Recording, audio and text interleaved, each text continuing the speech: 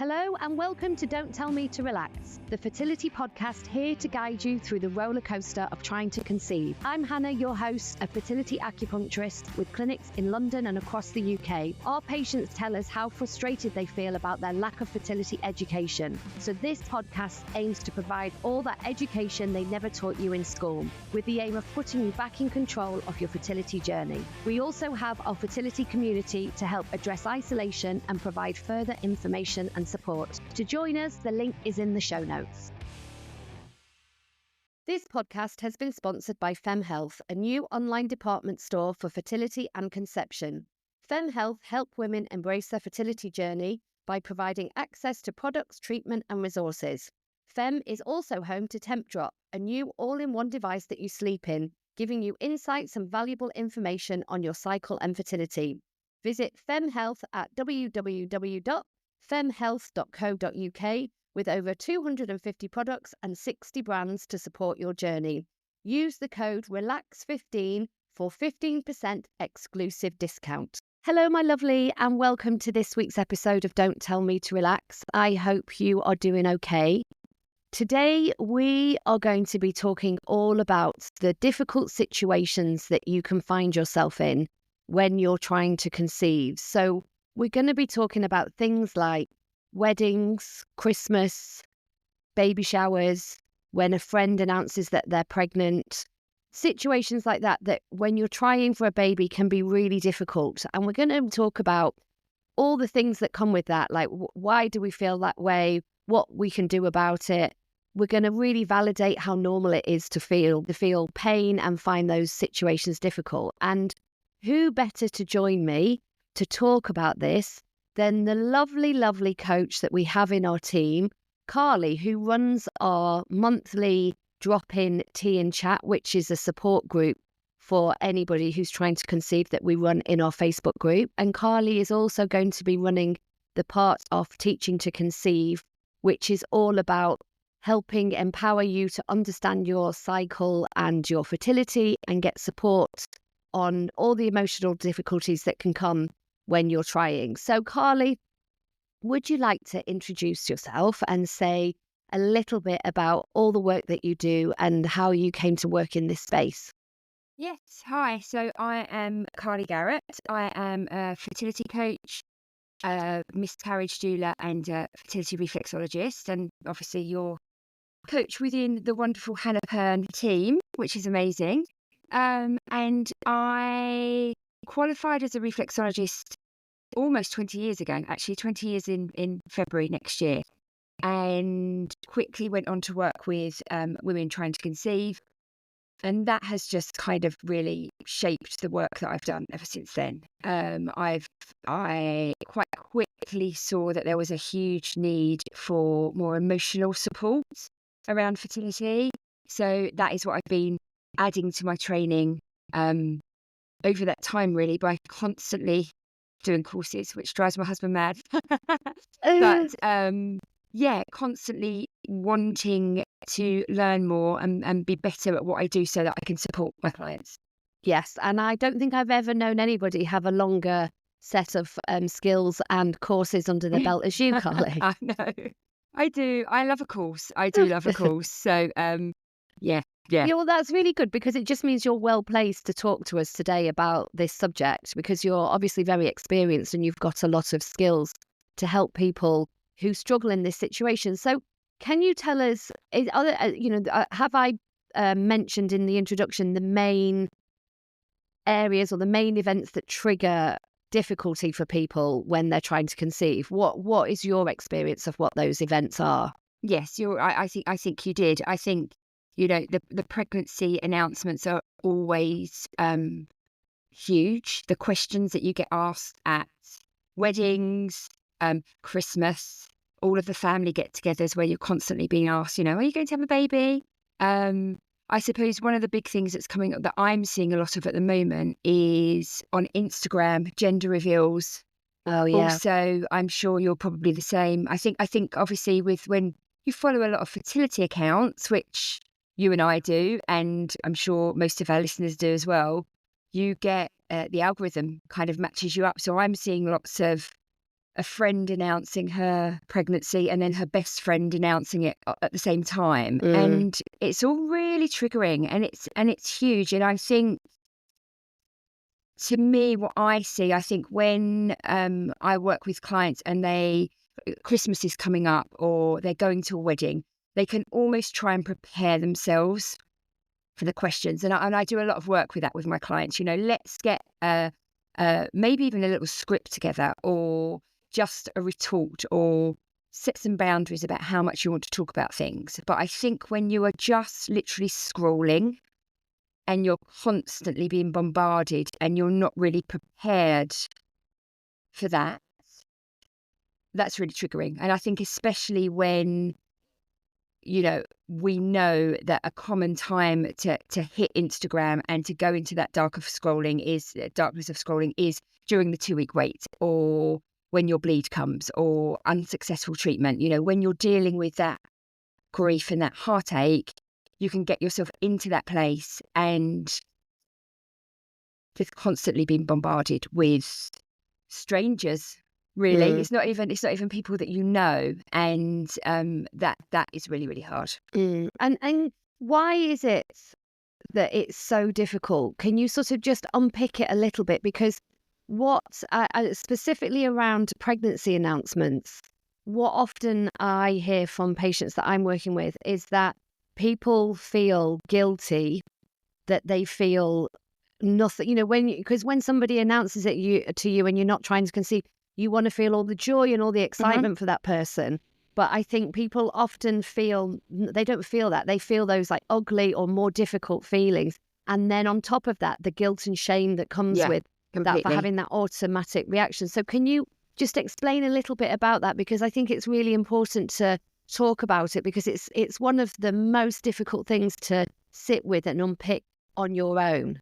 Yeah. And the guilt, as you say, the guilt and shame can be huge. And so if we break it down, so you have this announcement via, however it is, if they're kind of, if it's a kind one, it might be a nice kind of little text to warn you. If it's not, it might be, you might be out for dinner, you might be scrolling, however which way. I know kind of during lockdown, the whole pregnant woman standing up during a Zoom meeting was quite, I just want to announce, that was quite big. So you get these mixture of feelings. And first of all, we can feel two feelings at the same time. So you can feel jealous and happy for them at the same time. It's so often it's not a case of that you don't want to feel happy for the other person. It's just that you feel sad, you feel heartbroken for yourself. So just to know that whatever you're feeling is absolutely fine and absolutely natural. As you said, what can then happen is that spiral. So you might feel jealous, you might feel angry, you might feel, these thoughts all start popping into your head, but they got married after us. All of these kind of scenarios that you'd played out in your head, or it might be your best friend and you'd always talked about being pregnant together. And it's just, you get bombarded with all of these thoughts, and then with the feelings and the emotions. So you might feel jealous, you might feel angry, you might just feel really, really, really sad because it's not happened for you yet, and it's what you want so much. And then what can happen, as you said, is you then feel guilty about feeling that way. And what I always say to my clients is, we feel the emotion of guilt when we need to make up for something that we've done wrong. So guilt is leading us to make up for something that we've done wrong. And I'd like you if you're in that situation, I'd like you to ask yourself, what have you done wrong? You haven't done anything wrong. None of those feelings are wrong, are incorrect. You will have grief, you'll have heartache, you'd have sadness, you'd have so many feelings, so much anger going on inside your body. Let's not add to that, because then when you start feeling guilty, then you start feeling the shame of feeling guilty. So if you can start catching that before it happens and sitting with those feelings and just saying, it's okay for me to feel like this. Of course I will feel like this. I think that can kind of soften them. And then questioning that you start feeling guilty, questioning yourself around that. Is that is that correct? Is that the correct emotion to be feeling? Yes, because I think adding that on top of an already difficult situation makes it even harder. And I think it's interesting, isn't it? Because I think as a society, we don't practice sitting in pain very often. No. Like we don't sort of talk about it as much as we should do, given that we all experience it. We all experience jealousy, fear, anger, but we don't like to talk about those feelings too much in sort of general society. We kind of like brush over them, and therefore they kind of become a bit sort of forbidden and more uncomfortable. And yet we really need to sit with those feelings and not judge those feelings, because when we start judging them, you're in a whole sort of spiral of difficulty. And I just think, practicing compassion towards yourself is really important in such a difficult time, and acknowledging that it's really difficult, really shit and really unfair. Yeah, absolutely. And if you can try and think about it as if you were speaking to a friend. Yeah, that's a good one. We're so mean to ourselves. We're so mean, and we are kind of conditioned in that way to be hard on ourselves, aren't we? And so, like you say, it can set off the spiral. So what can happen is you then start feeling guilty, and then all of a sudden you're this awful person that doesn't even deserve a baby anyway. And it's just that spiral that keeps happening, and then that triggers another thought, and then that triggers another emotion. And by the end of it, you can be completely floored by it. So if we can try and stop it, and actually on my I have put together a kind of like a little mini series, like a mini class about harnessing your thoughts, feelings and emotions, and about trying to stop that. So that's a free recording on my website if anybody wanted to have a listen to that, and just about noticing them. And again, as you said, they're all classed as bad emotions. These bad, nasty, kind of dirty emotions that we shouldn't speak about, and we really should. We really should. And hopefully, the listeners have got people that they can speak to about this, about how they're really feeling, as opposed to putting on this mask and just being okay.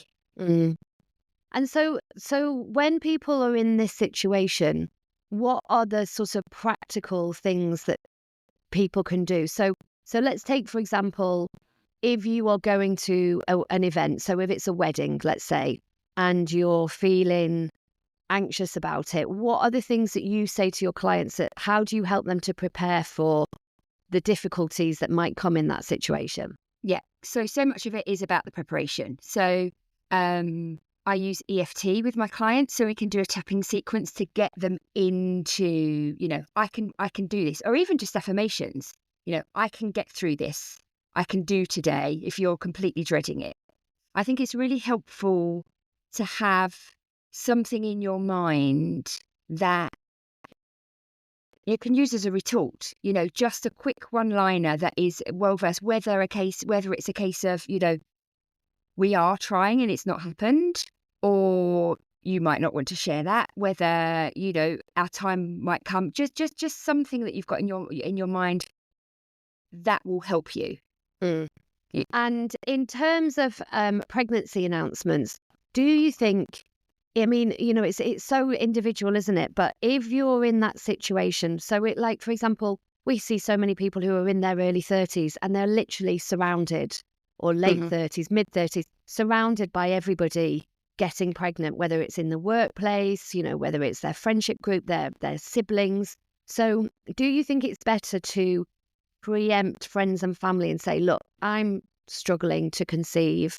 If you find out you're pregnant, will you let me know by text? Or, how do you think people should approach it? Or do you just think you just have to kind of take it in a case by case basis and see what happens? I think it's a case by case basis. From what I've seen with working with my clients, everybody's so different. Some women want to be open and want to be able to speak about it, and others, I work with clients and have done over all the years that have not told anybody. It's their husband, them and me that know. And that is when it's really, really hard, because they don't have any other outlet. And so I think if you can, I think that is definitely the best place to do it, because I've had clients that have been out at dinners and somebody stood up and revealed, and that really crap. That's really shit. Yeah. That is kind of, and in that scenario, you might need to just stand up and walk away. You've got to do what you have to do to protect your heart. And that doesn't mean you don't love the person. It doesn't mean that you're not happy for them, but sometimes that can just be too much. And then I have other clients that dread these situations that they're going, they retreat from seeing their friends because they are terrified that this is going to happen. So if you can open up, and so that you know that it isn't going to be announced at a dinner or so forth, or an event, then you can keep seeing your friends, because otherwise what I see is that you can really, really retreat from your friends from the fear of that happening. Mm. And what do you think about this idea? Because I see lots of people who often just don't go, and Yeah. they say, and some people don't go because they can't face it, and some people don't go because they have just kind of like withdrawn and they don't want to put themselves in that situation. So do you think that is a good mechanism? Because people often don't go and then they feel terribly guilty Yes. about not going, and Mhm. and really struggle with this. I've had lots of times when somebody's got an event coming up and we've talked about it, in the run up to the event. Are they going to go? Are they not going to go? And all the feelings that come with that, like, it's so difficult, isn't it, to know what the right thing is to do? It's so difficult, and also that's just so impactful on your life, isn't it? It's that, if you've got something that in theory you should be quite looking forward to going to, but in the month before you're going through this, am I not going? The anxiety that brings, the feelings in your body, the change of mood, how you're coping. It really also can depend on where you are in your cycle, as we've spoken about before. It's you're generally much more up for things and able to kind of tolerate it and handle it in your follicular phase. So I think, again, it's just up to the individual. But if you make that choice, be kind to yourself. You've made that choice for a reason. And I think this is where it is easier if you can speak to your friends about it, because then you can let them know. And then hopefully we can never gauge what somebody else's response is going to be, but hopefully they will be understanding. Yeah. And I think, like, exactly like you said, I think it's really important to know that it's a really difficult situation. Mm-hmm. Yeah, It's such really, a difficult really, really situation. difficult. And you're kind of in that situation where you're damned if you do, you're damned if you don't. Completely. And that's nothing, you have not caused that. That is not your fault. It's not because you're lacking in some way as a human being. It's because you are a human being. Yeah. And in that situation, it's difficult. And I think it's important to acknowledge that, isn't it? Because people really struggle, and I put myself in this as well. When you have to say no to somebody and you have to miss out on something, the sort of guilt you feel about that can be overwhelming, sometimes more so than turning up and feeling really sad that you're there, and it's really horrible for you. Yeah, So that's true. Yeah. You can't, in a lot of cases, it's very difficult to win. I guess sometimes it's about what is less worse. I'm not sure that's English, but what is the thing that you can sit with?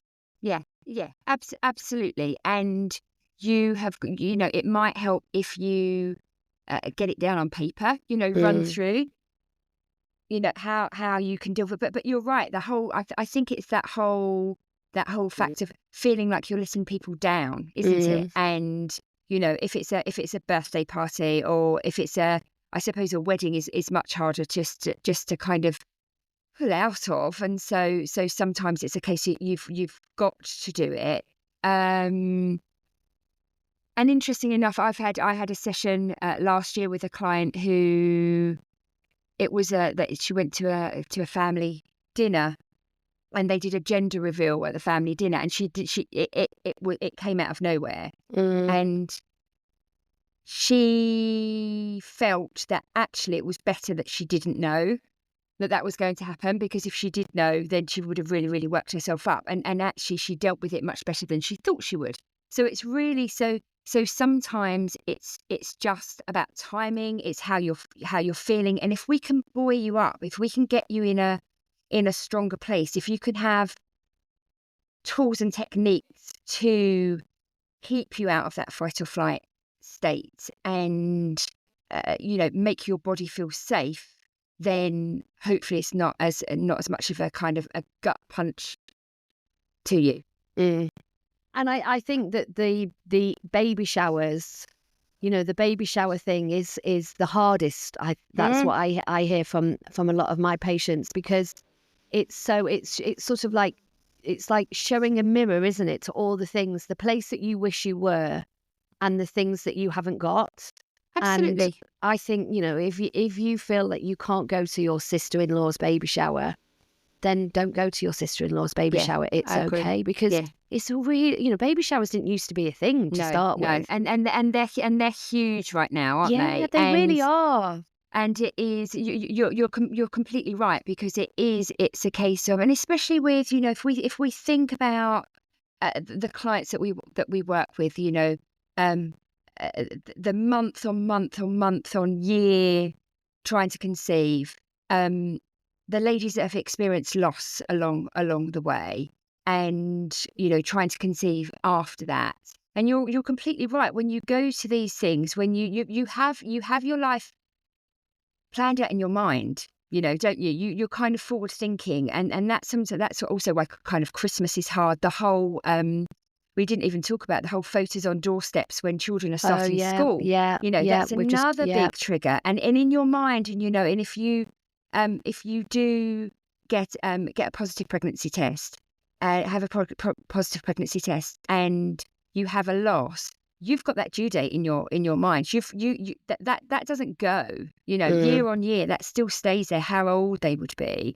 And also that goes for women that haven't experienced loss, women that are trying month after month, year after year, that you still have these dates in your mind. And so when you go to these things, you're completely right. It is like looking at it.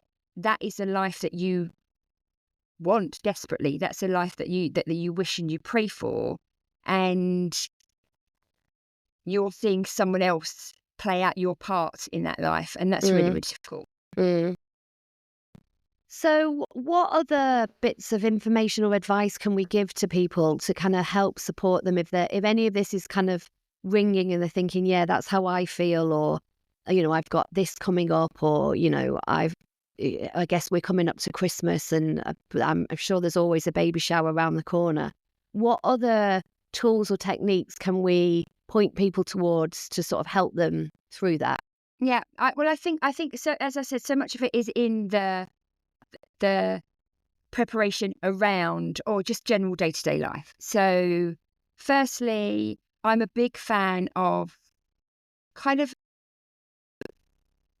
advising my clients to almost, if they find themselves that they scroll a lot, they're on Instagram a lot, it's really hard just to say stop that. So sometimes I kind of suggest that maybe they want to set up another account that is kind of like a nice, soft, lovely account, that if they do feel like they need to scroll, they can do that, and they're not going to get any triggers. So just things like, I like watching people draw, or dance, or something that you can just kind of immerse yourself in, to lose yourself for a bit of time, but you're not going to get those triggers. I've got, on my website, I've got 3 free pieces of content. So one's a guided meditation, one is about your harnessing your thoughts, feelings and emotions, and another is 10 simple ways to ease the weight. And in there are lots of resources in there, so they're all easy to be kind of downloaded for free. Come along to my tea and chat, which is on the last Wednesday of every month within your group, and just try to get yourself a toolkit. So try to, on a daily basis, does it help you to journal? Does it help you to listen to a guided meditation. Some people hate them, some people love them. Does it help you to practice yoga daily? Just bring in things just to buoy you up, bring in moments of joy. What floats your boat, what do you really enjoy doing? And just so if we can buoy you up that side, then that's going to help you when you go into the triggering moments. Yes, that's brilliant. Thank you, Carly. And the other things that I'm going to add as well is sometimes I think seeking like either counselling or psychotherapy, going sort of down that talking therapy route can also be helpful, because sometimes a lot of the feelings and the thoughts that you might have are obviously around the trying to conceive, but they might also relate to stuff or experiences that's happened in your upbringing that really kind of bring this out. And I think sometimes unpicking that with a professional can really help you understand why situations might be triggering you more than you would expect them to be triggering, and that might be related to something else. So again, having the awareness, and we'll put all the information that Carly's mentioned and that we've discussed, we'll put it all at the end, because there are counselling services that are specialists in fertility, or general counselling can be good, or psychotherapy. And we've got an episode with Alejandra from Fertility Support where she talked about the difference between coaching, counselling and psychotherapy. So that's also there. Yeah. Carly, anything else that you'd like to add before we finish up? I think just to kind of emphasise, be kind to yourself. Yes. Protect your heart. We never know how somebody is going to respond to something. We never know how somebody, we put up our own boundaries. Other people generally don't like boundaries because it means that they can't kind of take advantage of us and so forth. So just be compassionate to yourself. Be aware of that voice in your head. If you're not being nice and kind to yourself, like you said, question why. Where does that come from? Because as you say, it's come from the past. And by putting the work that I do with my clients, I kind of, this is a lot of the time, it's kind of, I will say to them, let's put the baby aside. Let's not think, let's focus on you. This isn't about, yes, obviously I completely want them to have a baby, but my focus is on my clients and getting them through this and giving them tools and techniques that they're then going to carry on helping them and benefiting them throughout the rest of their life. And it's so easy. I guess it's the same with you. When we have clients that come to us that are experiencing really heavy periods or painful periods or so forth, I'm of much of a view of, I'm not even focusing on the baby right now. You should not be living your life like that. And I guess that's what I'm trying to say. It's a case of let's focus on you and what your needs are, and protect your heart, and try and speak to yourself as if you would be speaking to your best friend. Yes. And send yourself the love and kindness that you would do them. Yes, that's really it's a really good way of thinking about it. I think it's helpful, isn't it, to think about how you speak to other people, because I'm sure we all do it. We would never speak to our friends the way that we have that internal dialogue with ourselves. No. So why we do it to ourselves is something to really think about and seek help on, I think. Yeah, if it becomes overwhelming. Absolutely. Yeah, absolutely. So I'm just going to say again before we pop off, to say that if you'd like more support, then obviously we're running the Teaching to Conceive, the TTC course, which has got lots of information from a very practical point of view on menstrual cycles and tracking your cycle, to more of the emotional support from Carly as well. So all the details to join are on there. And if it's past and you're listening to this in the future, then it is available to catch up if you'd like to catch up on it. And obviously it's completely free. And we've got our Facebook community, because community really does help. Being in a group of people who get it, who are going through, obviously not the same because we're all different, but who are in a similar situation, who are facing the pregnancy announcements, who are not wanting to go to the wedding.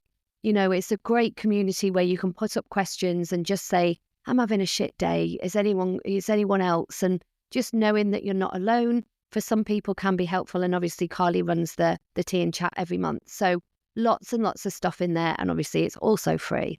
So Carly, thank you so much for your time. It's lovely as always to talk to you. Thank you very much for having me. We hope you have found this episode helpful. If you'd like to leave us a review, we would love you to bits. And if you'd like more support for your fertility, you can come and work with us in clinic. We're based in London and around the UK, or you can work with us online. For more information, see the link at the end of the show.